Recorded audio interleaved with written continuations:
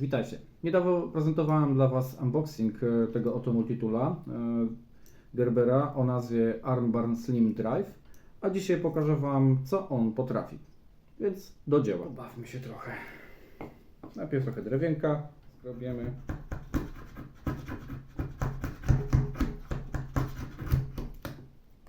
Jak widać, jest ok.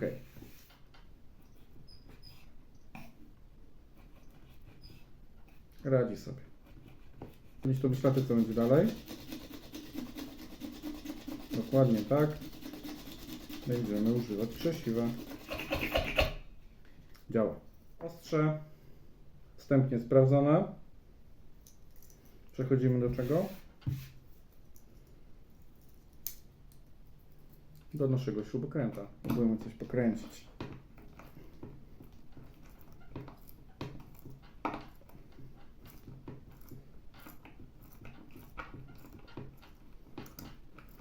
Słuchajcie, działa.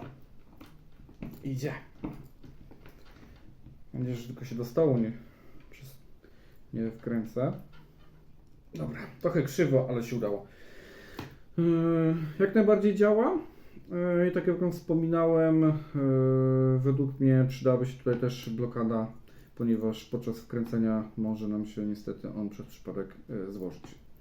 Co tu jeszcze mamy? Mamy tutaj nieodzowny otwieracz do butelek.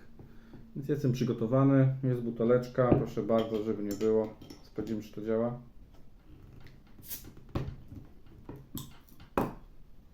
Działa. Zdrówko.